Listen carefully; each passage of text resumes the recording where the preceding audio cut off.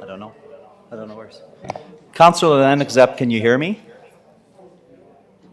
Yes, I can. Thank you very much. Thank you. Ooh, there's an echo from Sherry has her speaker on. Something on over here. Okay, but we'll start. Yeah.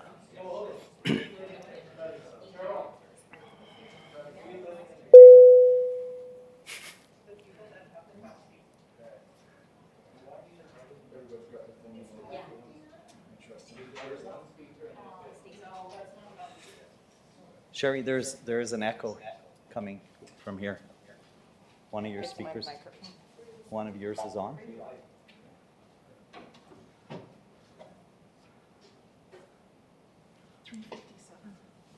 I have 4 o'clock. Okay.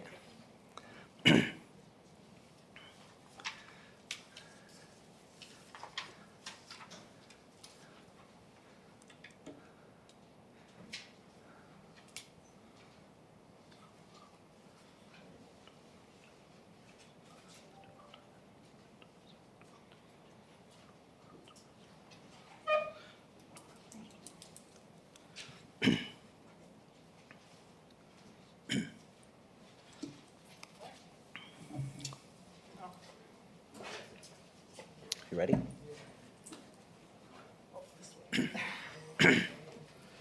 Councillor Head's going to be here in 10 minutes.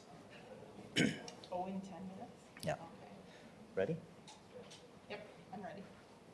Okay, thank you. I'll call this meeting to order. It's 4 o'clock. I want to start by stating that we recognize that Prince Albert is located within Treaty 6 territory and is homeland to the Dakota and Métis people.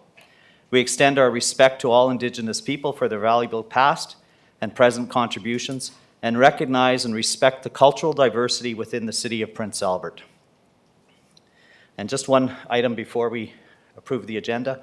I just want to wish Councillor Miller happy birthday today. It's her birthday, so happy birthday, Councillor Miller.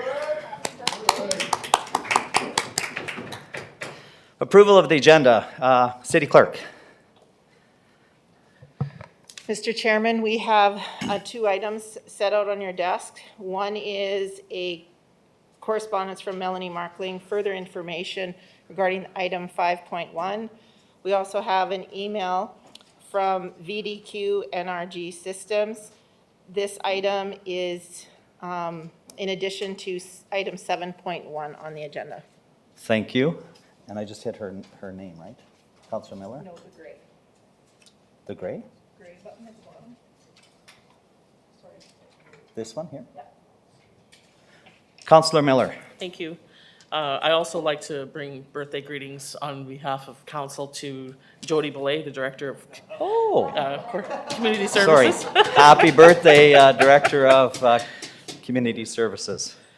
So I'll move the agenda and add 7.1. Thank you. Thank you. So as amended to include 7.1. Thank you, Councillor Miller. We'll go to the vote. How come it's yellow? Do I hit ready to vote? Ready to vote? Recall? Open. Okay, the voting is open, and where do I vote? Oh, right there. And Councillor Lennox Zepp. Yes. Thank you. I'll close the vote. Accept. Is that all I do? And Councillor Head is absent. Passes 8-0. Thank you. Okay, declaration of conflict of interest. If anybody has conflict, you have to fill out the appropriate form, submit it to the city clerk, and then when that item comes up, excuse yourself from the meeting. Adoption of minutes. Mayor Dion. I'll move the minutes of January 10th be approved. Thank you. Any discussion, questions? Seeing none, I'll move the vote. Ready to vote. Open. The voting is open. Councillor Lennox Zepp. Yes. Thank you.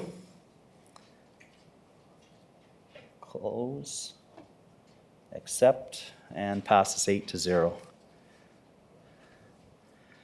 Thank you. Delegations. We have one delegation concerning regarding COVID-19 management protocols, 5.1. Verbal presentation by Ms. Melanie Markling. Ms. Markling, I'll ask you to come to the podium. Make sure you keep your mask on, and you'll have 5 minutes to present your concerns. And then at that time, we'll ask council if they have any questions. And so you'll stay at the podium. I'll leave your mic open. And if there's no questions, then we'll turn the mic off. I'll ask you to sit down, and then we'll do the debate. Okay? That's the procedure. So thank you. Add. Podium. Grant the floor. Okay, it'll just take me a moment here. Okay. to set up. And how do we start this? Just hit start?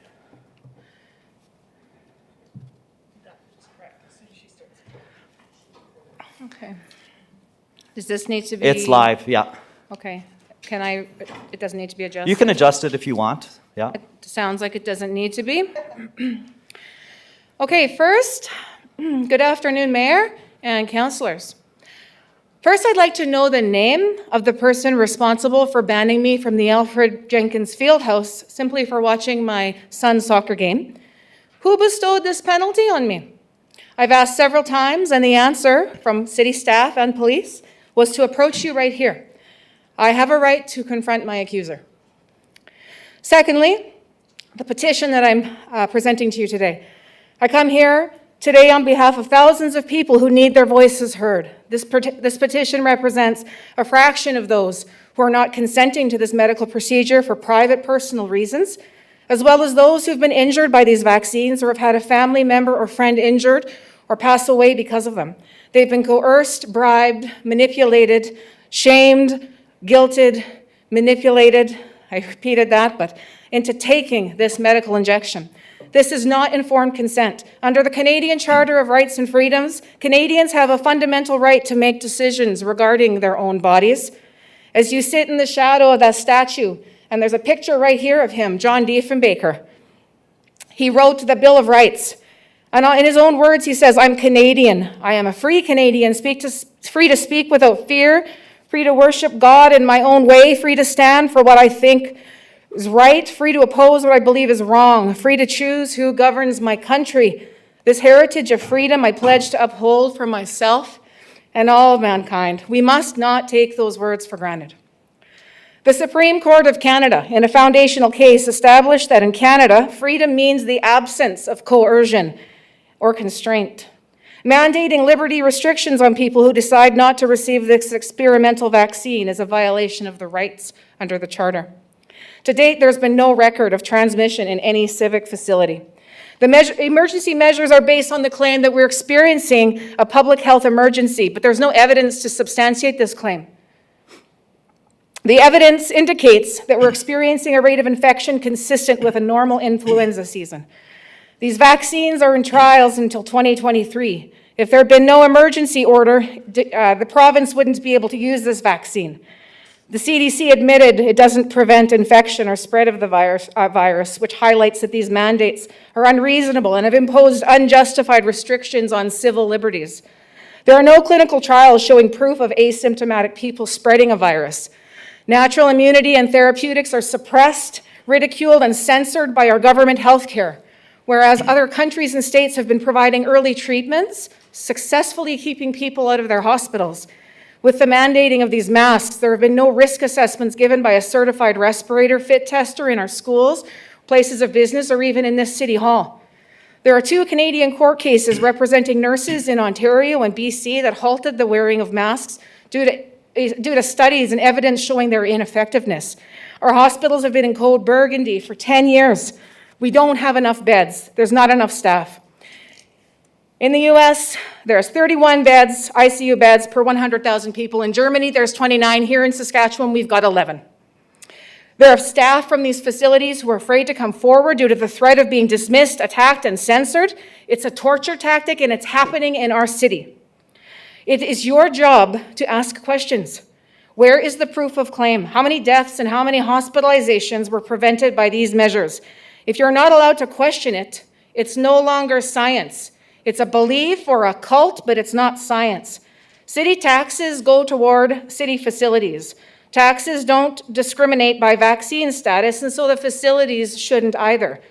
Should we be considering rebates to people who are discriminated against? Elected officials are not medical professionals, and therefore you're unlawfully practicing medicine by prescribing, recommending, and using coercion to insist citizens submit to the experimental medical treatment for COVID-19, including the requirement of negative tests. It's an indictable offense to force anyone to take a DNA or RNA test or deny any service, employment, or educational opportunity to anyone who refused to take such a test. Anyone involved in pressuring, influencing, coercing others to submit to these tests, and that person has any adverse consequences, including emotional duress, will be opening themselves to personal civil liability and potential personal criminal liability. Your threats and intimidation have infringed on our human rights, and you're putting yourselves personally at risk of a civil lawsuit for damages. I'd ask that you wrap up. Your time has just expired, so if you want to wrap up. Yeah, I have the petition here, and I'm done, but Okay. I do have the petition here. Like I said, it's signed by 1,500 people. And I have some packages for each and every one of you. They're addressed to the mayor and to the city councilors. It's some education. It's notice of liability.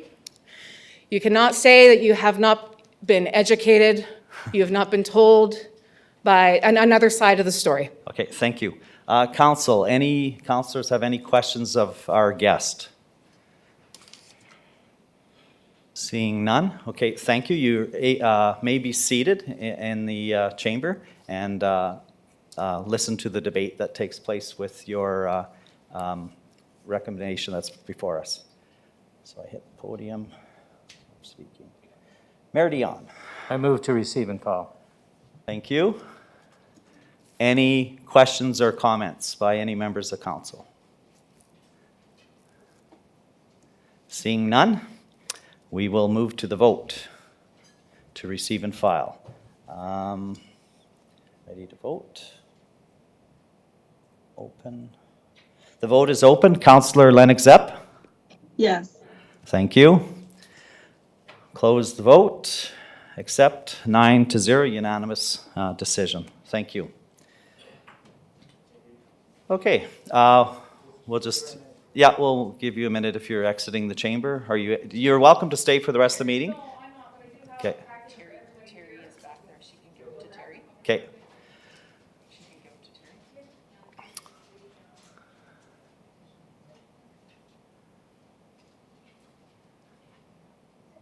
Thank you. Okay. We'll just wait for the door to close and then.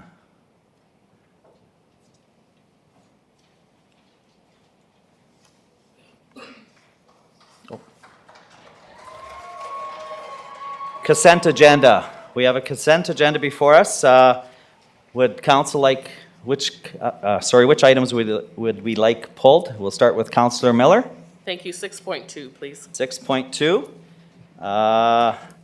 Councillor Kilmer. 6.3 and 6.7, I have some items. Kilmer, 6.3 and 6.7. Yep. Okay, anybody else? Could I have somebody move the Sure. remaining? Oh, sorry, Councillor Lennox-Zepp. 6.1, please. 6.1. I put, sorry. Okay, yeah, no, I just put TZ, Ted Zerkowski's at LZ. 6.1, okay, thank you, Councillor, and Councillor Head? 6.6, please. 6 point, Questions on that? okay. And could I have somebody move the remainder of the items? No? Councillor Kilmer, I'll move the remaining items. thank you. Now, how do I vote on this removal? Oh, consent agenda? Okay, ready to vote? It's called consent, okay. Open. Okay, the vote is open for a remainder of the items. Councillor Kilmer, yeah. Councillor Lennox-Zepp? Yes. Okay, thank you. We have 9 votes in, close, accept, 9-0, unanimous. Okay, we'll start in order, and so we'll start with 6.1. Councillor Lennox-Zepp. Thank you. I would just ask administration if we have any update on the availability of snow lifting as requested for 22nd Street East from Central Avenue to 6th Avenue East. Director. Thank you very much for the question. We're fully aware of that request, and it is on our snow lift list. As you're aware of the update that we gave this morning, they are snow lifting on 28th and on 2nd Avenue West in the south end. But as you know, it's snowing today. We're going to have a bit of a blizzard tonight, so we'll probably be reverting back to arterial 1s and collectors 2, but it is on our list and we will be going to it. Thank you, Director. That's great. And then the second paragraph on that item was asking about lifting snow on 6th Avenue just for visibility when turning. Does the director have any update on that? They've been doing that. Oh, sorry. Now, how do I hit his name? Shift. There you go. Thank you. We do have a crew that is doing clearing at intersections for sight lines, and they continue to cross the city, and that is on their list. Any further Perfect, questions? thank you. None, so I would move the recommendation that we had in our package here. Okay, thank you. Councillor Miller. Yes, I have a question. For tomorrow, seeing that we're having kind of a blizzard outside and we're getting about 10 centimeters over the evening, are we declaring a snow event? Director. Sorry for turning it off That's again. okay. I actually can kind of do this. Not too bad. We haven't declared one as of yet because it has been blowing, but we haven't received that much in depth yet. But they will be monitoring that, and if they need to, they will. Thank you. Thank you. Just to the director, I think this is the first year I can remember the amount of snow lifts that we're doing. It seems like, maybe it's just my imagination, but I think we're doing a lot more snow lifts this year than we've ever have. Normally we do, I know along 22nd, because it gets really narrow by KFC, that area, and other areas are done. But I think the number of snow lifts that is being done is quite remarkable. So thank you to the director and to your department and staff that are doing all of that. So I had a number of residents state that, and I know today the school was being lifted by John Diefenbaker in St. Catherine, and that was great. And 28th Street, that, I know Councillor Edwards, it's in his ward and my ward, and that definitely got narrow in there and kind of dangerous from 12th Avenue to 15th Avenue, especially 15th Avenue, close to 15th Avenue. So thank you for doing that as well. Any other questions? Okay, we have a motion before us, 6.1. And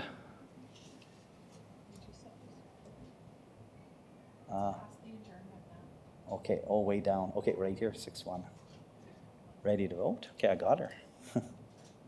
Open. Okay, it's open for voting. Councillor Lennox-Zepp? Yes. Thank you. We have one vote. Oh, everybody voted. Okay, and accept 9-0, unanimous. Thank you. 6.2, we have Councillor Miller. Great, thank you. So I was just wondering, so I got a phone call from the chair, I think he is, Lyle Kurschuk, and he was wondering when Mayor Dion is going to be doing the interview with the consultant, I believe, of theirs, because it's important for this facility to have a support of council. And so I was wondering, Mayor Dion, when do you plan on doing that? Thank you. Mayor Dion. Oh, I'm live? Thank you. Yeah, you're live. You'll be getting a letter from me by email, so I need you to answer if you have any. I met with Dr. Randy Friesen over the issue, and there's 7 unanswered questions that have to be answered first. One was Scott Livingston, the CEO, before he resigned, had communicated both to me and the city manager that we would not have to raise funds, that it was a regional hospital and it was going to be funded. And then we also had questions on the amount. We also had questions on what is going to be the region, because before, when they had a fundraiser like this, they had parkland, so there was a region. So there's about 7 unanswered questions that we're waiting for. And I told them once it passed council that I would write them a letter with the 7 questions, but also going to share it with council in case they got more. And then Dr. Friesen and myself are going to have another meeting to see if we can move it ahead. Thank you, Mayor Dion. Do you have further questions, Councillor Miller? Well, from what I understand from Lyle, it's just Mayor Dion, you going into a thing with the consultant and saying how this is needed for City of Prince Albert. It's not binding us to anything, so I don't understand. Well, I'll ask Dr. Friesen what they want, because that isn't they wanted us to give a support to their fundraiser, and we don't even know the amount. So I don't think I can give a letter support when we don't even know the amount or the process. And so he's working diligently to get it done, and I hope to have another meeting with him later this week. Thank you. Thank you, Councillor Miller. Thank you, Mayor Dion. Councillor Zurkowski. Thank you. I'm curious if when through that conversation, if he shared with you that he'll be visiting other municipalities that this current and future hospital will be serving for similar conversations, for a similar ask and of need. Oh, Counselor Miller. Yes, so I didn't ask that. I was told about our mayor, and that's all I was told about. Okay, Did he share any details about when the hospital would be built? So they're gathering information and things that they need from our community to see if there's support behind it, and it's very important that they get this support behind them first. Okay, thank you. I too, I think it's important that we know, well, first of all, what it's gonna cost, and then I will be in favor of the city contributing their share to a regional hospital. If this was a city-owned hospital, it's just a city hospital, it's sufficient for the city of Prince Albert. But it's the region, and that's the problem, in my opinion, is why we have so much demand in the emergency room, et cetera, in that hospital, is because it's a regional hospital, and the region needs to pay, in my opinion. But that's just one person's point of view. Councillor Miller. Yeah, I totally agree. However, I believe that, I don't know, but is that conversation between our government and their government? And then we come to the table and we decide together as government to government how much we're going to put in there, and it really has nothing to do with the ask that they're asking for. Yeah. I think once it's in the design stage and once it gets tendered, then we'll know how much this building's gonna cost and how much we need to submit or raise, I think, total for the interior of the building. And then once that happens, then it has to be determined by the health district, Saskatchewan Health, of who's paying what. We definitely cannot afford the city and the residents of Prince Albert. I'll be opposed to the residents of Prince Albert having to fund the entire equipment of that building, because it's not a city just used by the residents of the city of Prince Albert. It's a regional hospital, so. Right. So I think we're jumping the gun a bit here, because we don't know the actual cost. That's my opinion. Until we know the cost, then we could get into the fundraising details and how much we as a city have to fundraise. Any further questions, Councilor Miller? Nope. Okay. Do you want to move the motion? No? Can we have somebody? Mayor Dion? Oh, Councillor Zurkowski, do you have? Okay. Sure. Okay, moved by Councillor Zurkowski.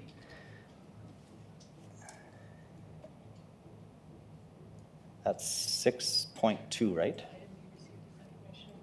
Yeah. Do I hit recall and then open? No, open. Open the vote, okay. Whoa, what did I do? Okay, Councillor Lennox Zepp. The vote is open, sorry. Yes. Thank you. My vote is yes. Thank you.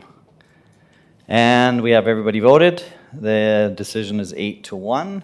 Close. Accept. Butter? Oh, boy.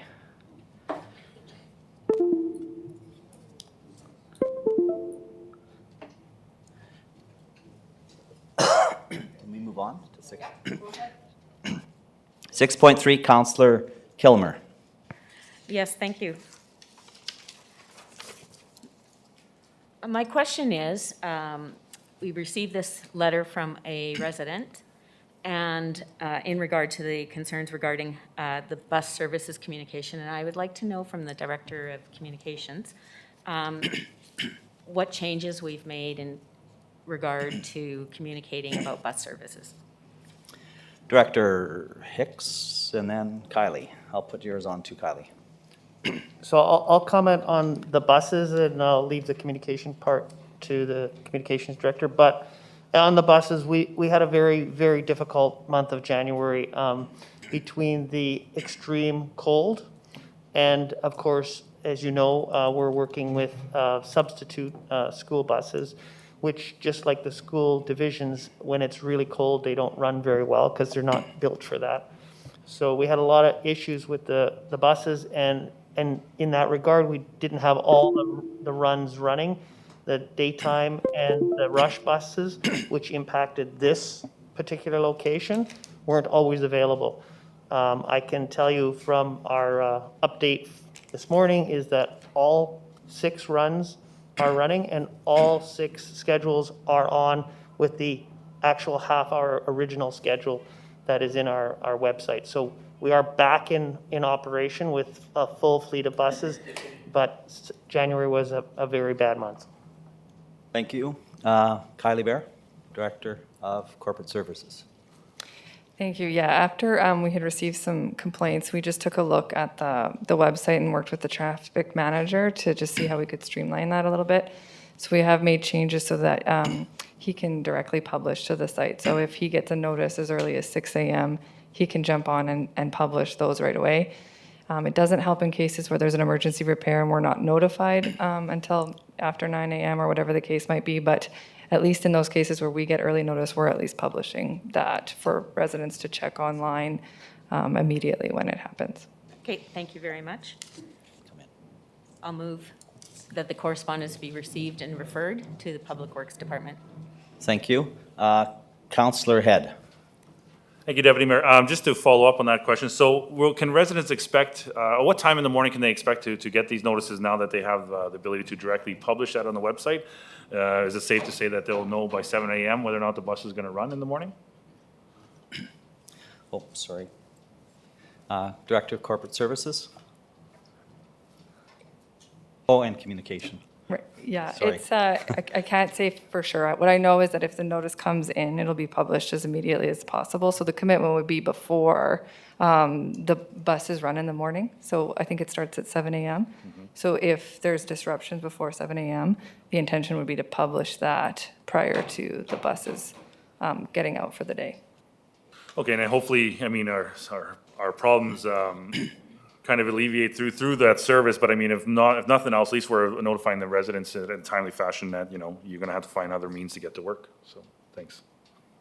Thank you, Councillor Head. Thank you, Kylie. Yeah, I agree that that's the key, is to get out the notice as soon as possible. And I know after it was brought to our communications department's attention, an effort has been made to make sure that people know that. Because I know the letter that I got and the phone call that I got, that was the only complaint. They get it, that buses break down sometimes, but they just wanted to know as soon as possible that service wasn't going to go in. That's that express through Crescent Acres, and because a kid was waiting for 40 minutes or something, and the bus didn't, texted his mom, and and then found out that there was no bus. And so that's the only criticism that I received about that, is just let us know ASAP. Like the school buses are informed. They put out early in the morning that Sask Rivers or PA Catholic aren't running.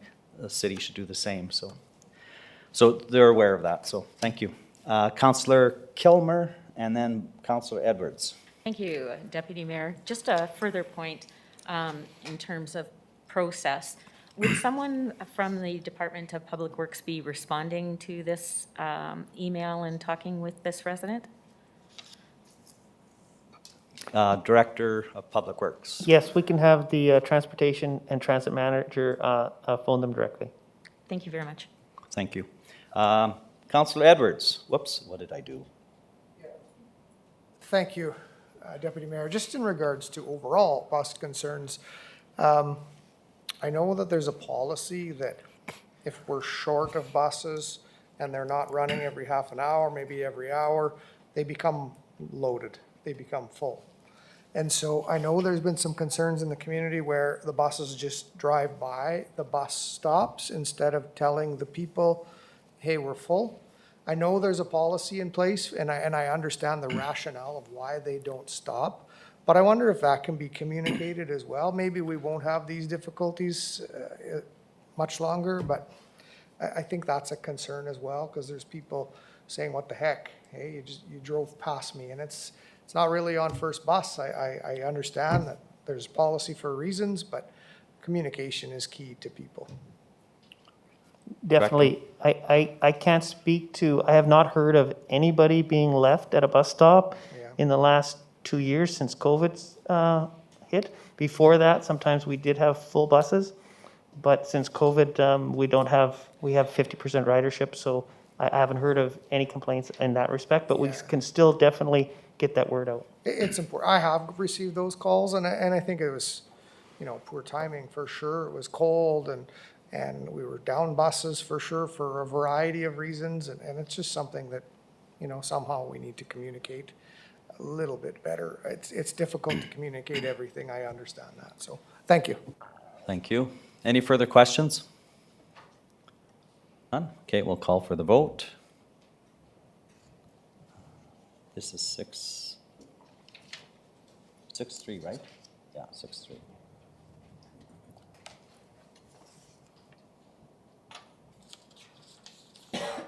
Okay, the vote is open. Councillor Lennox up? Yes. Thank you. And accept 9-0 is the decision. Thank you. 6-6, procurement thresholds for internal and international trade agreements. Councillor Head. Oh, did I accept it? Yep. Okay. Councillor Head. Thank you, Deputy Mayor. I guess just an explanation a little bit about what this means for the city. I know it's a reference to bring it to the financial department, but I know there's several agreements in place as well. So maybe just for some of the public viewing today, a little bit of information around these agreements and what these changes, I guess, are to mean to the city of Prince Albert. Director of Financial Services. Thank you for the question, Councillor. So the table that's attached that was sent along with the correspondence, these are different, of course, different agreements: New West Partnership, Canadian Free Trade, World Health Organization, the Canadian EU trade agreement. So these are thresholds that are agreed upon by federal governments or provincial governments, and they get reviewed pretty much every year. So these numbers are based on some kind of calculation. Most of these that apply to us is the section that says MASH. You'll see that there's 3 different categories: ministries, crowns, and MASH. We are the ones that fall under MASH. The only change really that is in our section that applies to us as a municipality is the Canadian Free Trade Agreement. So for goods, essentially that refers to goods and construction. So you'll see there's the second column under goods, the line item, it says $121,200. That used to be $105,700. So the only thing this will affect is some of our larger projects, quite possibly, but these are already aware of in our purchasing policy, and these new numbers will just come into play. And there was a small change of $600 to the Canada EU amount, so it was $366,800, and it's $366,200 the previous year. Thank you. Councillor Head? No, thank you very much, Director of Finance. That's very helpful to understand. I knew you would have the answers, so thank you. Okay, thanks. Any further questions? Seeing none, we'll call for the vote. Oh, we need a motion, sorry. Councillor Head, thank you. I'll call for the vote. That is 6.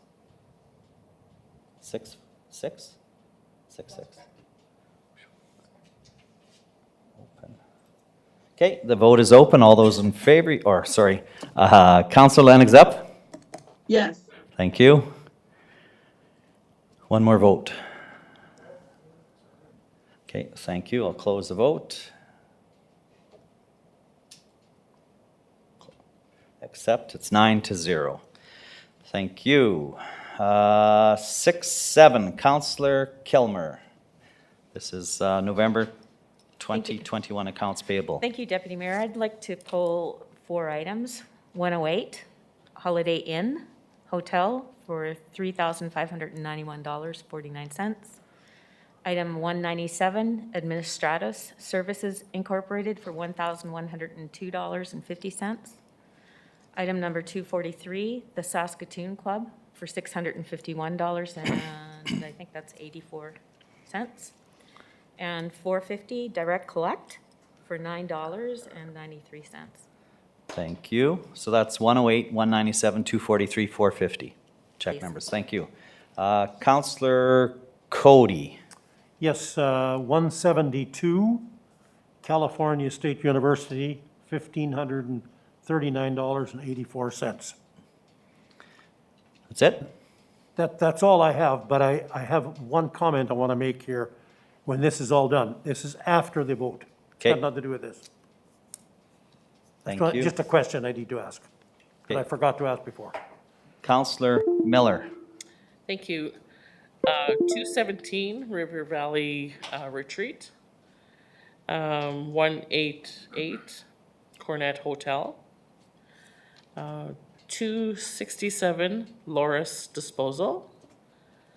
And 397 Pet Planet. Thank you. Thank you. Councillor Head. Thank you, Deputy Mayor. I have 2. So line number 34, maximum transportation services. And then I apologize, I had an inquiry about a towing payment as well for a tow truck company, and I guess I can't find it. My marks didn't transfer over to today, but there's a one on for towing as well. I don't have the number in front of me, and I'm trying to quickly find it as I talk here, but I may have to find. I gotta get back to you on that number as well. So. Okay, thank you. She has it down as towing company, city clerk. Sorry. Sorry. Could it be 89? Were you waiting? Oh, we're still waiting for me? Yes, that's the one. Thank you. 89 as well. 34 and 89. Thank you. Councillor Cody, did you want to speak now, or? Go ahead with the vote. Okay, we need Dennis. somebody, it's moved by Councillor Kilmer, okay. Okay, we'll go for the vote. Can he speak after that? I get it. Okay.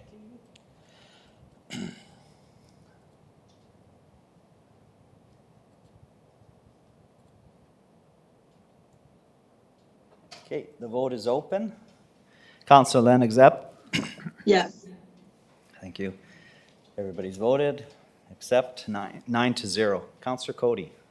Yes, I failed to mark these before, but just a quick question is 6.4 and 6.5 both. What is going to be the end result here? Do we just receive and file and throw it in the garbage, or what do we do with it? Because both of them really need to have answers. Whether we want to give them answers or not, I don't know, but they really need answers, because it's like, without opening the debate here, because I didn't mark it, but like the one from White City, I think we owe it to White City to be a bit comforting to them, because after all, we're a municipality that's always got problems with annexation as well, and so do they. So I thought a letter of comfort would be good. But I just want to know, because nobody did this, nobody marked them, what's the disposition of them? It's receive and file. That's what we voted on. And so that would mean there's nothing happens to them. Whatever receive and file means. Yeah. Can anybody tell me what receive and file really means? That in City clerk? in the issues like that? City clerk? Receive and file means that you've taken the correspondence, you've reviewed it, and you've asked me to put it on file. Well, with all, I guess, with your indulgence, then I would like to mark both of those and ask for something to be done with them, if that's a possibility at this point. Sorry that I didn't get to mark them before. Okay, so you have to make a motion to reconsider the consent agenda. And it can be somebody that voted in favor, right? Isn't that what our bylaw? So he voted in favor, so he can do it. If you voted in favor, you could make that motion. If you voted against, you can't make that motion. So since you voted in favor, Councillor Cody, you can make a motion to reconsider the consent Yes, agenda. I'll move that we reconsider the consent agenda, and I wish to mark 6.4 and 6.5. Okay, thank you. Now we will debate whether we reconsider, and then, okay, any comments or questions whether we reconsider? Just hang on. Mayor Dion? He just requested two numbers. I don't want to reconsider the consent agenda, but I'm willing to talk about 6.4 and 6.5. That's the only two that are left in the consent agenda? Right. 6.4 and 6.5. Everything else we debated and passed. So how did you miss those two? We did. So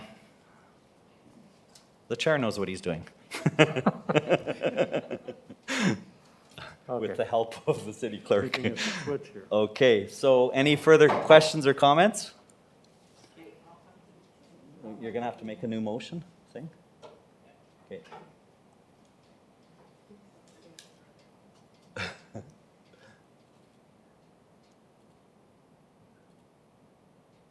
Well, actually, do we wanna just do it? Oh, no, it has to be a, yeah, and then they will appear.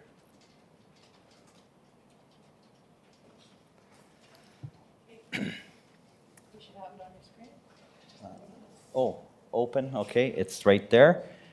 To reconsider opening these two items. All those in, the vote is open. Sorry, Councillor Lennox Zepp. Yes. I'm missing two votes. Okay, everybody's voted, and it's unanimous, except 9-0. So we'll move to 6.4.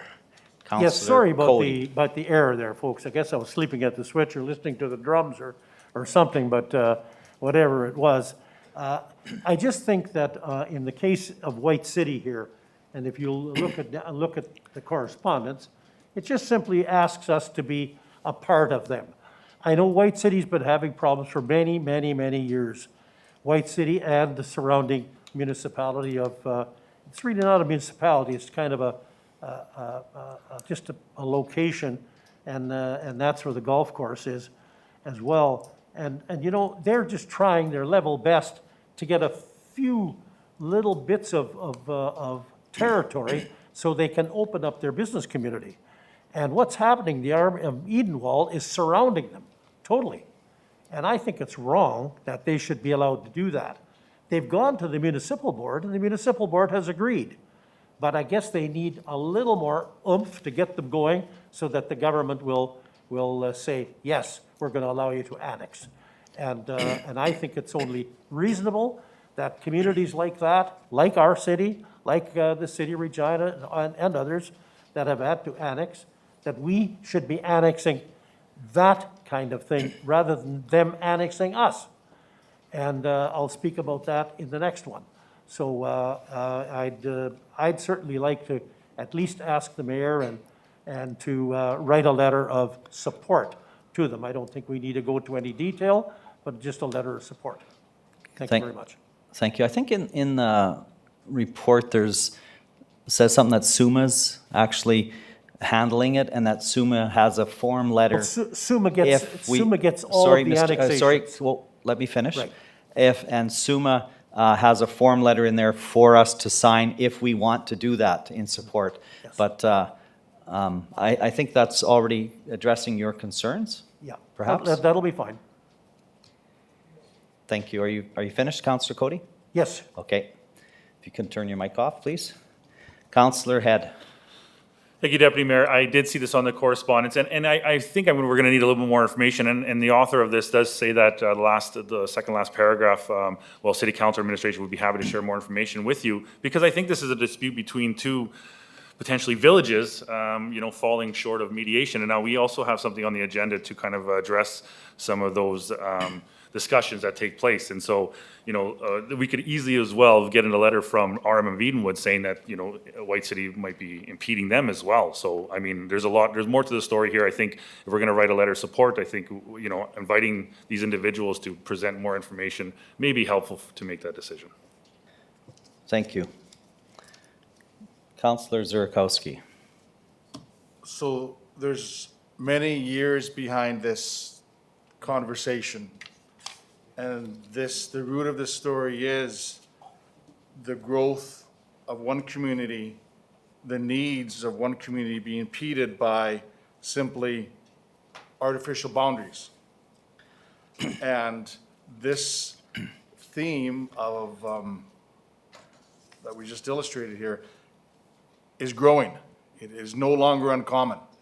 It is, this, I don't want to call it a conflict, but for the lack of a better word that comes to mind, it's growing across the province. And so I think we need to have our voice heard at whatever appropriate stage that is at this time. I'd like to see a letter from the mayor's office going for this, in support of this community, because other cities and towns across this province are facing it, and we need to find a better way to resolve these issues with our neighbors. But this is one that needs our support. Thank you. Anybody else? Okay, so moved by Councillor Cody.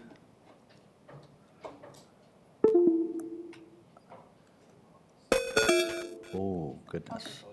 Yeah, Councillor Cody, we want to see the motion. That correspondence referred to the mayor to forward a letter of support. Okay, vote is open, or no, it's not open. Vote. 6-4, right here, boundary. Okay, the vote is open. Councillor Lennox Zepp? No. Okay, all the votes are in. And accept, 7-2. Okay, thank you. 6-5, request for service extension and intermunicipal servicing agreement. Councillor Cody. Yes, Deputy Mayor. Here again, what is asked here is pretty serious when you look at it. What they're asking for is an extension of services to the municipality. I don't know where this piece of land is. It's likely very close, but they want us to give them services. Well, services can mean a lot. It could mean that we are going to give them roads, lights, could mean water, it can mean a multitude of things. I don't know if we want to just go headlong and say, yes, okay, that's a great idea, we're going to do that. Reading further into the report, you'll find that what they're doing is building a new subdivision. And the subdivision is going to be asking other people from our community to move there.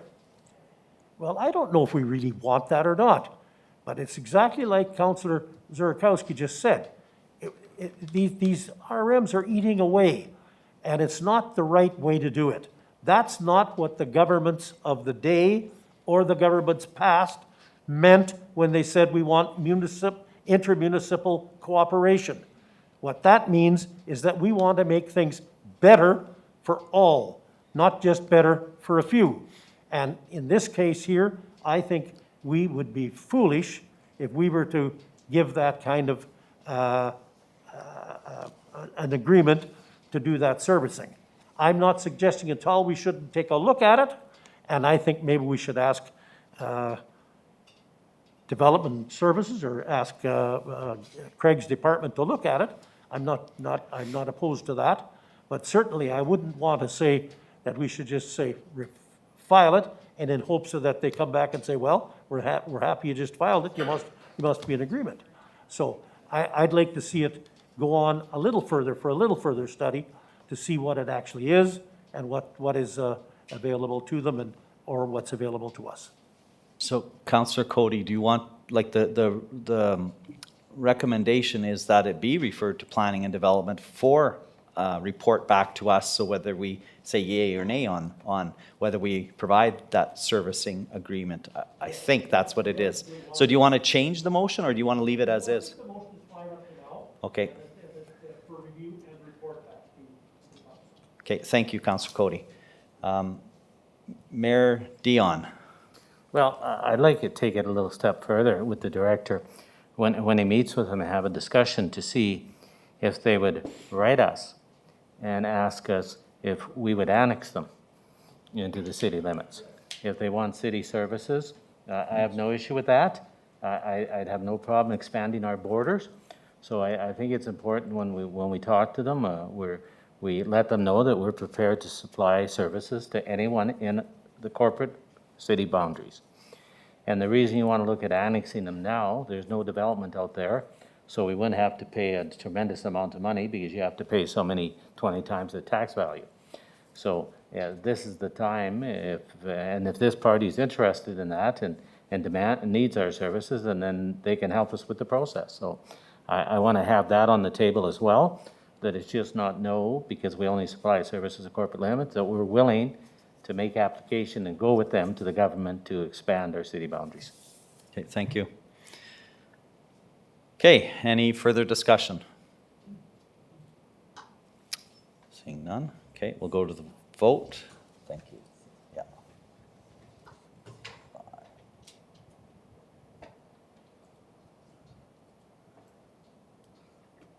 Okay, the vote is open. Councillor Lennox Epp? Yes. Thank you. Vote is closed. Accept. It's 9-0. Thank you, Councillor Cody. Okay, we'll move to reports of administration and committees. The first one is Waste to Energy, PowerPoint presentation by Jeff De Silva, Operations Manager. Add podium, grab the floor. Okay, he has a PowerPoint? Yeah, I'm just gonna bring it up. Okay.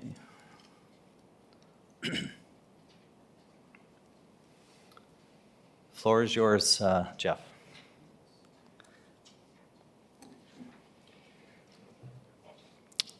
Good afternoon, or I guess good evening, Deputy Mayor and City Council.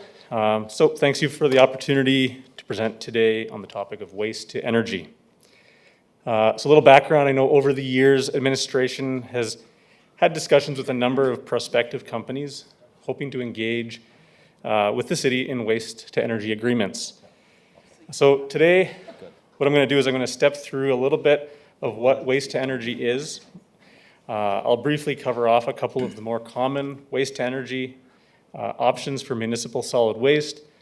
I'll also do my best to explain my understanding of waste to energy, and then run through a review of the technology, the options, and give a sense of administration's conclusions on the risks and benefits.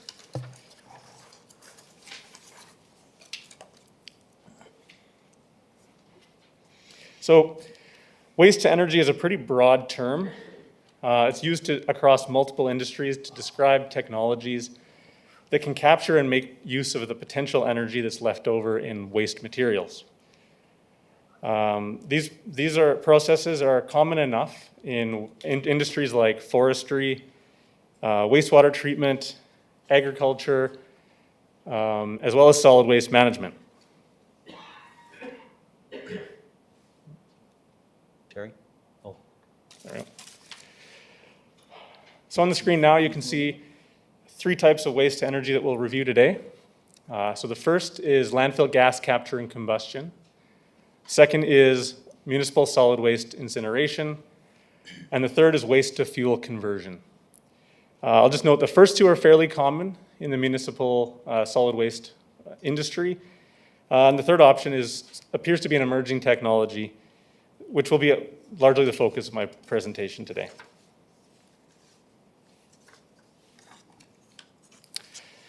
So landfill gas and capture and combustion, as I alluded to, is one of the more common and well-developed means of extracting energy from municipal solid waste. Municipal landfills contain a lot of organic materials, such as papers, cardboard, food wastes, agricultural wastes, construction wood materials. And over time, these materials will break down, and when they do, they release methane, which is largely natural gas, or essentially natural gas, as well as carbon dioxide. It's probably also worth noting that methane is a potent greenhouse gas, And as such, most landfills will develop, over time, landfill gas management plans in order to reduce the amount of methane that's escaping from their facilities.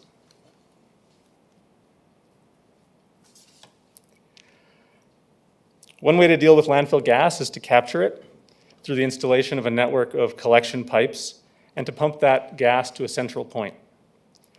So at this central point, the gas can be either flared in order to reduce the landfill's greenhouse gas impact, or if it's determined to be viable, it can be scrubbed of impurities and used to drive a generator to generate electricity.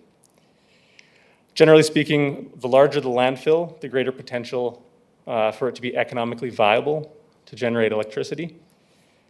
And for smaller landfills, simply collecting the gas and flaring it is one effective means of reducing the greenhouse gas emissions.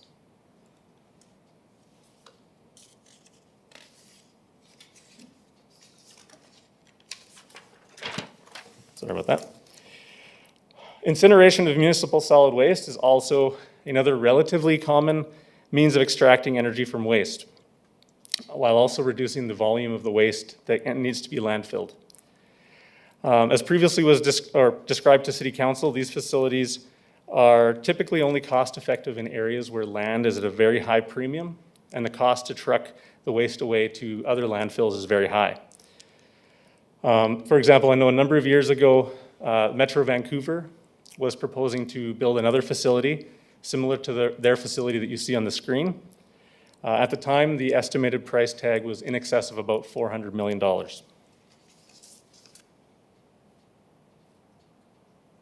Waste incineration facilities are also very technically complex and costly to operate.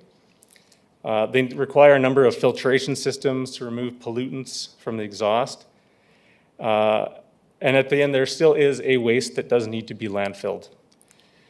These facilities do help to offset operational costs by generating electricity that can be fed back into the grid, but they also tend to operate at larger scales and in areas that accept far more waste than what the City of Prince Albert does.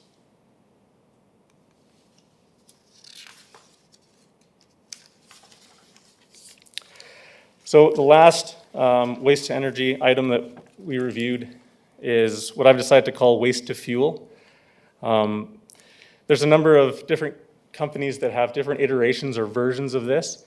What they largely do is they claim to be able to take municipal solid waste, so the stuff that gets picked up in your green bins, and convert the plastics, food wastes, the papers, the woods, the organics into fuels similar to fossil fuels, so either to biodiesels or ethanol type fuels, or into biomass pellets. These facilities use some known technologies such as pyrolysis and gasification to convert components of their waste into these fuels. The proponents of these facilities or these technologies claim high diversion rates through the conversion of these materials into fuels and also through sorting of various recyclable materials that are found in waste. And they also, of course, have a potential revenue source in that these items can be sold. The fuels obviously have markets, as do recyclables, though the size for these type of fuels specifically isn't really known. So a review of the material that we could find on these waste to fuel facilities suggests that they're very complicated. They use a lot of technological processes to shred the waste, identify it as it's passing through the facility, and then also sort it out at very high speed. So you have things like high-speed cameras, sensors, and different means of actually separating the waste as it passes through the facility.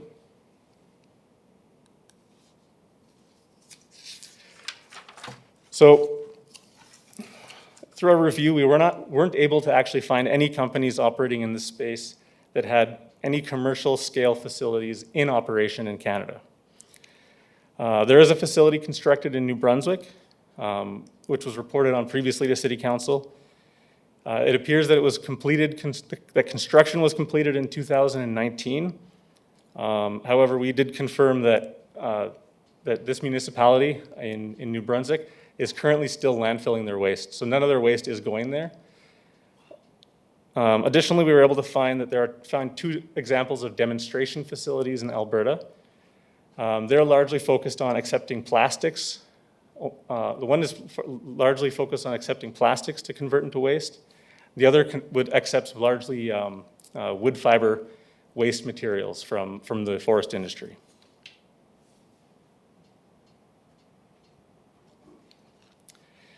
It's also worth noting that during the review for this report, administration was approached by the Ministry of Trade and Development as they became aware that administration was looking into potential waste to energy projects. Through our discussions, the ministry explained that they do have that they have been in touch with a number of companies that are attempting to do the same thing. They also explained that as the ministry themselves, they have a bit of a vetting process of sorts. That means that any companies that are approaching them are required to be able to present a business plan with a business case. At that point, once the ministry is satisfied, then they reach out to various prospective partners in order to try to help facilitate connections across the province. They've also confirmed that to date, they haven't actually had any of these companies be able to present and pass through that vetting process. But they did reach out, of course, to indicate that they are happy to help the city out if there are any further follow-ups. So with that in mind, administration is not recommending that City Council proceed with waste to fuel project. It appears to be an unproven implementation of these technologies with no clear business plan, as well as no similar examples of successes across the country. On top of that, the nature of the various partnership agreements proposed to administration over the years have typically required that the city act as a guaranteed source of revenue without any actual guarantee of any return on profits, as well as diversion rates, or a clear outline of how the city will continue to cover ongoing operating costs at the landfill, with, of course, significantly reduced revenue. So with that, we'd like to ask the first question. Thank you. Councillor Cody. Thank you for your presentation, Jeff. Yeah, very good presentation. I thank you very much. You went to a lot of work, that's for sure. Just with regard to the first item, the landfill gas capture and combustion. I know that Regina has a facility, and I'm just wondering, have you been touched base with Regina to see how successful are they? How much do they get out of it? And was it worth their while? We weren't in touch with Regina. For the preparation of this report, we were in touch with the City of Saskatoon. Okay. I know they have a facility and it is operational. They are generating electricity and feeding that back into the grid. It's worth noting too that the landfill does have scope of work to complete a landfill gas management plan as part of the overall expansion project. So through there, we'll be able to get a sense of how much landfill gas would you expect to generate over the course of the closure of the cells that we have. And then from there, you get to make those decisions of whether or not it would seem to be something that would be economically viable. Okay. Yeah, it would seem that of all of the projects that you looked at, that would be the one that might make a little bit of sense because of the fact that it's, in all likelihood, less money and less equipment and so on and so forth. Mm-hmm. Plus the fact that it helps us with greenhouse gas and so on and so forth. So that might be one we might have a little peek at in the future, but it seems to me the other ones are pretty out there at the moment. And so anyway, good job done, and I appreciate the work you've done. Thank you. Thank you, Councillor Cody. Councillor Head. Thank you, Deputy Mayor. And thank you, Jeff, for the report. Very well done. And it did kind of help a lot because getting this presentation from this company did seem a little bit too good to be true. Now, you did touch on a few of the things that I had noticed in here. And I also flagged about the vetting process. I know the person providing the presentation had mentioned that they need a commitment from, basically, that's part of the business plan, is a commitment from the municipality. But hearing the price tag at $4 million, I mean, and that it's not, hasn't taken much traction throughout the country, it does seem like it'd be too much of a gamble or a risk for us to take. And you've kind of mentioned that we're too small for that sort of business, I guess, or extraction, energy extraction. But I do have a question, I guess, about, in your report, you said that Vancouver, so facility in New Brunswick constructed in 2019 to serve the municipality of Chester, but as of the report is not accepting waste from the municipality. So are they not operating, or are they had a falling out between those two entities? We weren't able to get anything back, hear anything back. So I did confirm, basically by calling the landfill scale for the municipality, that all of their waste does come to the landfill, and nothing is going to that facility. Unfortunately, we didn't hear back. I did reach out to try to get some information on, what the status is, but we weren't able to hear back. Okay, and thank you for the report. Well done. Thank you, Councillor Head. Mayor Dion. I'll move the recommendation. And also, Jeff, a very thorough report, and I hope it finally puts it to bed, because I probably talked to 7 or 8 companies, but they're all fishers. None of them have a product to show you. And one thing I've learned when it comes to technical problems like this, you don't want to be first. You don't want to be the test field to see if this system is going to work. There is one proposed with a partnership with one of our First Nations that is supposed to go out by Pivot. So I am watching that one with interest to see if it happens. There's 2 or 3 memorandums of understanding, and it's supposed to start construction this year. So that one, I'll hook you up with that one, because that'll be interesting to follow. But one of the problems that they do have is they require our sludge. And our sludge costs about $65 a ton to manage. And they would take our sludge at a cost of $200 a ton. But the only good part, if they take our sludge, we lose all the environmental risks that are in our sludge. But I said to them, we're not going to pay triple to get rid of our sludge. That just doesn't make sense. So that's one that's going to be close to us. It'll be interesting to see if they even do start this year, because everybody I talked to have shied away from it. Said, first of all, your landfill, Greg, is not big enough to make a facility like that work. You need tons of garbage. And so they should be talking to the bigger cities, and the bigger cities are shying away from it because it's unproven technology. So thank you very much for your thorough report. Thank you, Mayor Dion. Councillor Lennox-Zepp, were you in the queue there? I would like to be. Go ahead.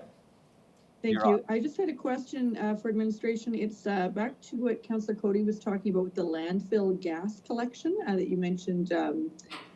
So I'm just wondering, I think what you stated was that with the landfill, there will be an assessment and a report coming to council that will include will it include the feasibility and some options around gas collection?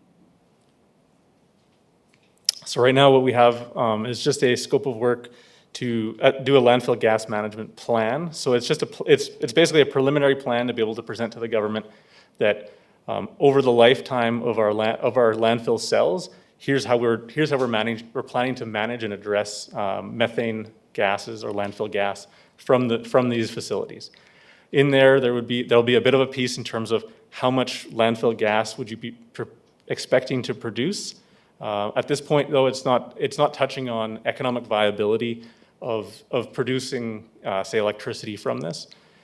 In part, that's because our existing cells with the new design, with a higher elevation, actually have a longer life now, so they're not going to be getting closed. So if we're not closing them in, then we're not going to be collecting any gas off of them. Okay, So you'd be looking at about, say, like a decade out before you'd be looking to close those landfill cells off completely. And that report is going to the provincial government, correct? This is something that we'll be putting into our operating plan. So it's just something that the ministry has as one of their items within our operating plans. Okay, and will that document be planning to come before council? Well, it hasn't been, but that's Possibility. Okay. Okay. Yeah, okay, I understand. Yeah, I get, those are my questions. I'll just make a comment is that, I'm of the same mind as Councillor Cody, that, I think it may make sense for us to learn more and consider the feasibility of a landfill gas collection system. And, it sounds like if we wanted to even gather that kind of information, we would, I think I would have to do a notice of motion and make a motion to get a report on that. One question I guess I did have is for the document that you've been talking about, do you know an estimated time frame for that document to be completed? Ooh, not off the top of my head, I apologize. But not in the near future. No, it's not in the immediate future, no. And it's, But we'd have to get back to you on that. that's just fine.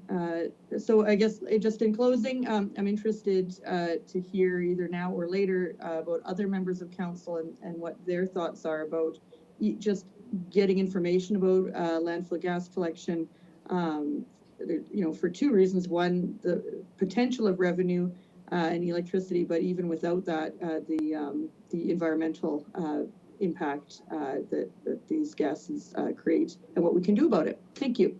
Thank you, Councillor Lennox-Epp. Councillor Edwards.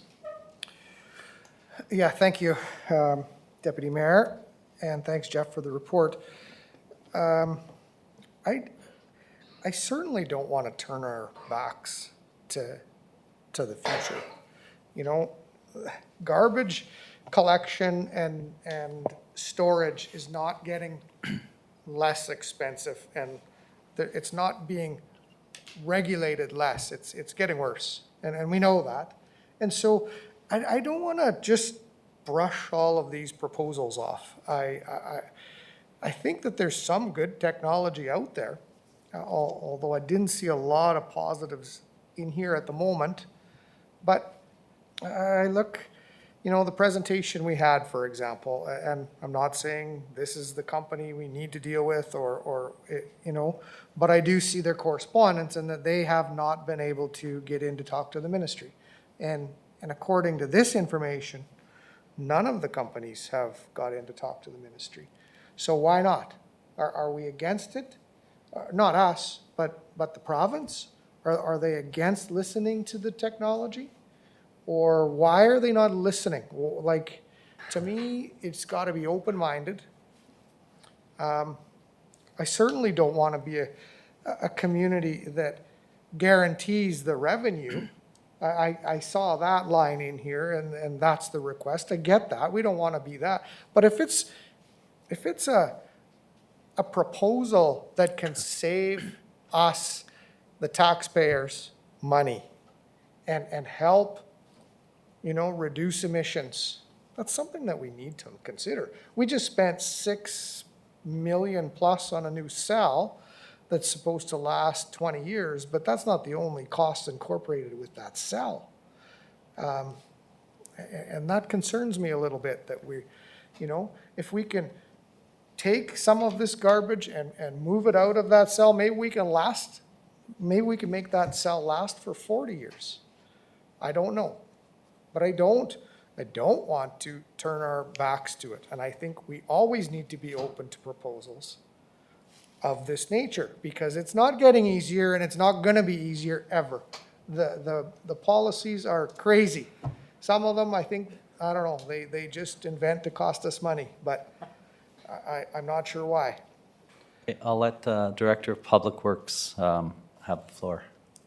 Thank you. I'd just like to clarify one item is the industry ministry, it's not that they're not letting them in. It's actually their mandate is to help business, new technologies get off the ground and move forward. What they've told us is that none of the companies that are out there have ever been able to present to them a business plan which they would help them with so that they could move forward, because as Jeff has mentioned previously in council, is that the proper protocols for new technologies is to put together your business plan, something that Industry Canada says, yeah, this is a good plan. And then go to third-party areas like universities and tech companies that are looking to invest because they have money, and you build a pilot plant. And when you build your pilot plant, then you call in municipalities, provincial and federal governments and say, look, we can do it. And that's where you get your customer base. What they're trying to do is skip all those steps and come straight to us and ask us to guarantee that they can do it. And that's the problem. We need them to go through places like Industry Canada and universities to get their technology built and up and proven, and then come to see us. Thank you. Councillor Zurkowski. Thank you, Mr. Chairman. Thanks, Jeff, for the report. Appreciate that. I think a couple questions, if I may. Can you remind us what the cost of that last cell is going to be? $6 million. $6 million. And the lifespan of that cell is 15 years? 15 to 20. 15 to 20, okay. So in my mind, that's our clock. In my mind, that's our clock. And when you take a look at the journey that this province has been on when it comes to a waste management plan or a plan in dealing with single-use plastics or the recycling program at all, I think it's going to end up a municipality driving this, because that's, or a collection of municipalities, because that's where the cost is born. That's who's paying for it, cities and towns and municipalities. So I think somewhere over the next decade, there's going to be a demand from the taxpayer to say, how can we do things better? And as you say, and as the department says, it has to make sense. It has to be cost effective. The technology has to be there. Thanks again for the report. Thank you. Thank you, Councillor Zurkowski. Any further questions or comments? Seeing none, we'll go to the vote. Thank you, Jeff, for your report. We have the motion of Mayor Dion. Oh, what did I do?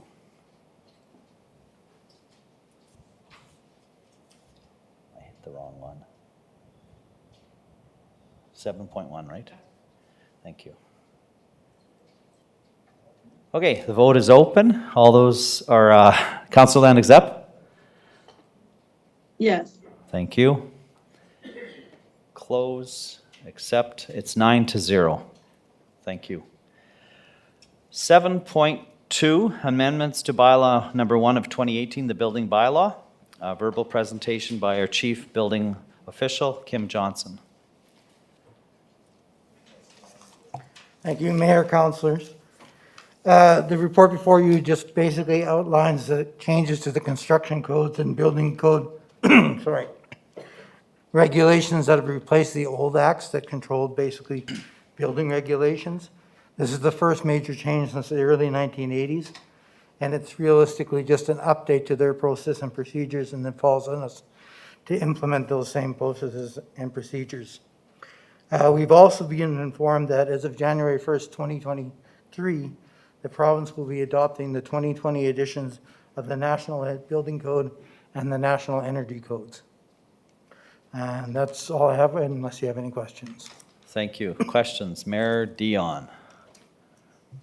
So did we hire you as a building inspector? Correct. Are you educated as a building inspector? Yes.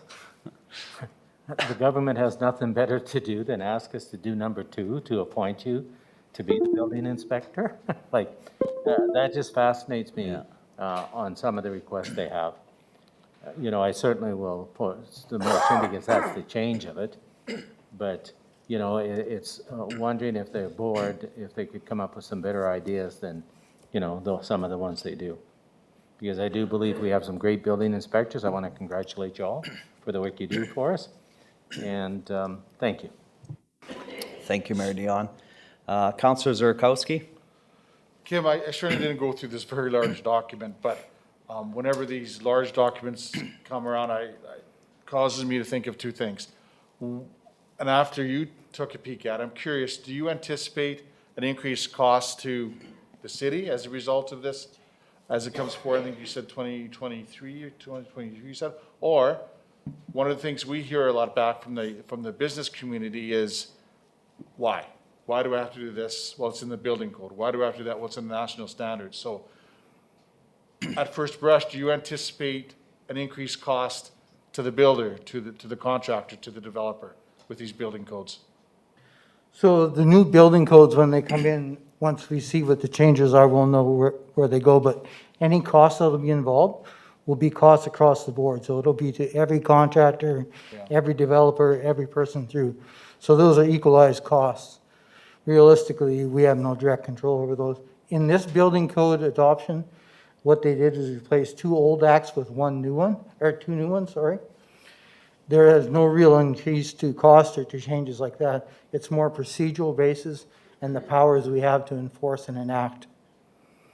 So as a result of the updated building codes, contractors can see an increase in their cost because of the regulations. I can't directly answer that because I don't know how the design basically works or what those changes will be until the new codes come in. This doesn't adopt a new code. These are the acts behind that basically enable our enforcement actions. Okay, thanks, Kim. Thank you, Councillor Zurkowski. Councillor Cody. Yeah, thank you very much, Kim. I'm just wondering, was there any consultation with yourself and other building department people throughout the province that had any consultation at all with the government before they brought this in? It just seems to me when you see a little package like this, they just dumped it on us and said, here it is, get your council to pass it, in spite of the fact that there may be a few little changes or maybe none. But they're changing names and the likes of that. Just wondering, did they consult with you at all? Yes, they asked for input from most of the cities and municipalities, basically on what we would like to see or what changes were. We didn't have access to the whole package, but we provided input back on those parts that we were aware of. Okay. Thank you, Councillor Cody. Councillor Edwards, and then Mayor Dion. Well, thank you, Deputy Mayor. Thanks for the report. You calmed me a little bit for sure because it's a big report and it's an area of discontent sometimes by construction owners, business owners, when they go up and they see the regulations and the restrictions that they're up against. So I don't think that this necessarily impacts them drastically at this time. Is that correct? No, there's no direct drastic impacts to anyone. This is basically, I say, our process for enforcement. So it's the way we go about businesses when we're reviewing plans, when we're issuing orders through. It's simply a rewrite of those actions. Yeah, okay. Then thank you for that. I have some concerns overall with some of the claims that are happening out there in the city. And it's probably happening in every city, and whenever there's regulations, people don't like to be regulated, right? So you guys have a difficult job, and I can respect that. But what I would like to see is some consultation with some of the business owners, some of the small and larger companies that are out there, some of the individuals that say, hey, these are the battles that we're having with the department when we're going and doing some construction or some electrical work and things like that. Do we do that on an ongoing basis?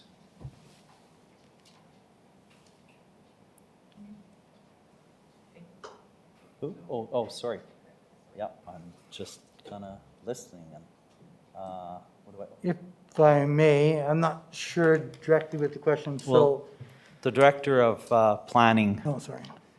Yeah, sorry, Kim, and I'll Might get help. you to add in on what I probably missed. But certainly, public consultation is something that you've seen a lot more focus on over the last number of years. You're correct, we get those questions all the time. An example of, 20 years ago, I built this type of a structure, and it seems like it was a much simpler, easier process compared to now and cheaper. And certainly the implications of putting in new energy codes, new building codes does affect the public one way or another, whether it's financially, whether it's just procedurally. I think we can always do a better job with communications to the public. We've put out a full set of brochures and things like that. But your point of speaking with developers and speaking with property owners and things like that, We'll certainly look at out-of-the-box ways of doing that. Kim leads a team that is very accessible by the public, very approachable. We always encourage people to come in and ask their questions before their project. However, that's not always realistic. So, I'll take that to heart, and we'll look at ways of doing that a little bit better. Well, thank you for that. And my concern overall is the province says, here's the regulations and you guys follow it. And I don't know whether we push back on any of that. And sometimes, I remember a phrase in the previous council that we're open for business. But sometimes it's difficult to be open for business with some of the regulations that, I mean, obviously it's a provincial regulation, so it's not just the city. Do we have separate policies and regulations that we go by versus Saskatoon and Regina? Is it easier to do business this way in construction in Saskatoon versus Prince Albert? I don't know those differences. So the National Building Code is a federal act basically transferred to the provinces for adoption. It's enforced in Saskatchewan as the National Building Code. In Alberta, it would be the Alberta Building Code through.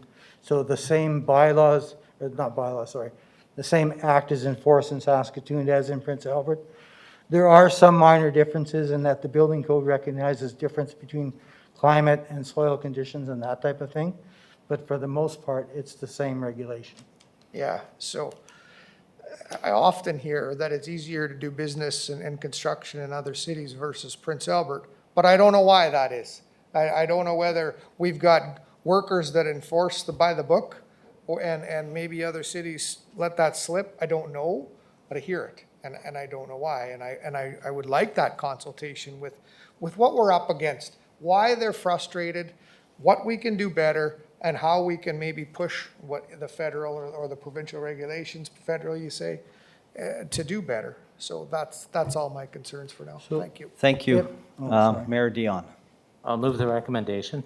Thank you. And I do know with my meetings, both with the Provincial Construction Association and the provincial, that they are advocacies for their members, and they are consulted. I was surprised, they are asked by the province for their input and changes. They said it's a little different with the National Building Code because, of course, that's done in Ottawa. And it was quite obvious with the last big changes came where they now, you build with temperature in regions, like we're in a cold zone, so we have to have upgraded windows and doors and stuff. And but to me, there's always room for more consulting and talking to people because then we learn things and we may be able to make the little moves that make things better. But to your comment about, is it easier to do business here than any city? I'll take any city on because I have some great letters from big contractors. Save on Foods, for example, still preaches how quick and good our planning department was and our building inspection department to get that thing open, that we led the province. So it just seems that, when you ask outside people to build in our city, they have a great recommendation for us. It seems that in most cases, it's the locals, and that's in all cities, because we all want more and we want to be part of it. But I'll move this recommendation. Thank you. I think I want to say a few words. I built a garage, an attached garage, and I would, qualify or be in the category of being kind of an idiot when it comes to all these rules and regulations. And that's my only concern would be is that the city needs to maybe put out a one-page checklist of all the things that when I come to buy the permit, what are you building? How are you doing this? Da da da.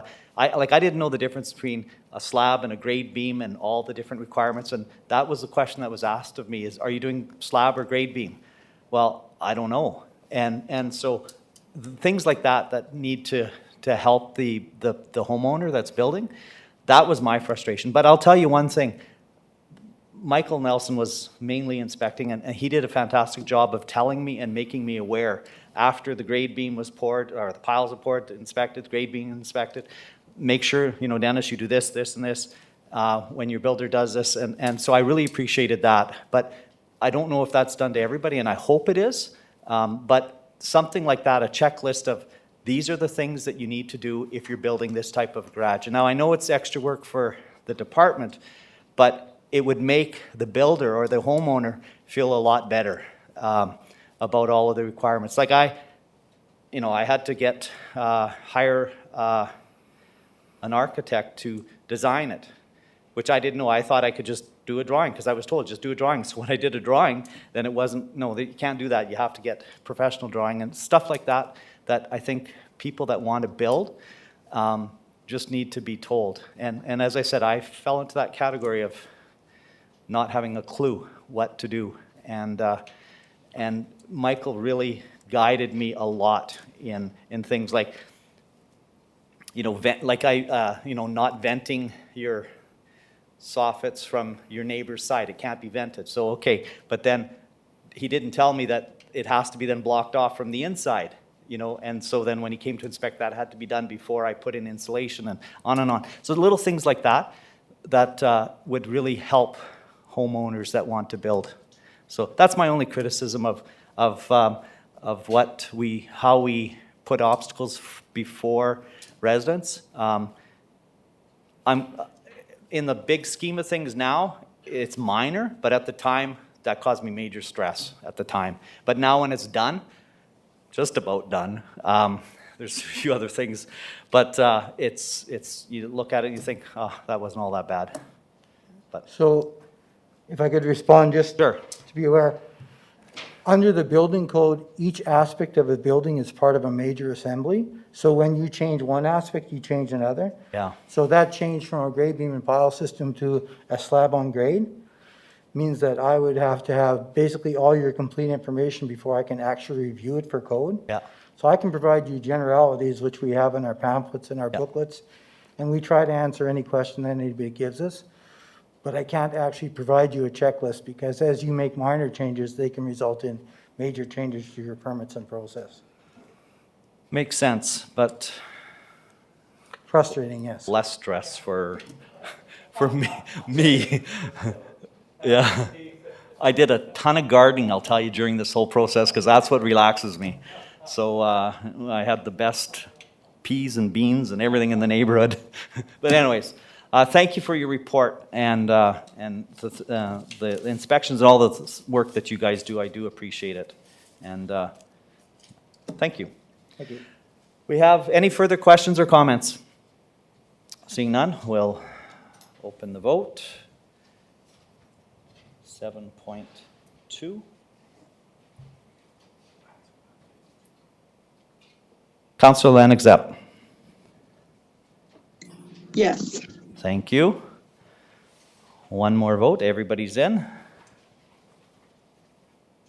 Accepted 9-0 is the vote.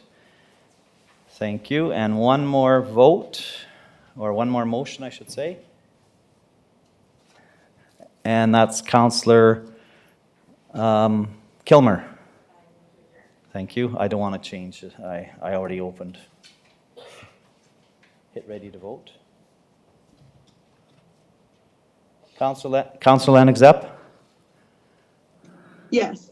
Thank you.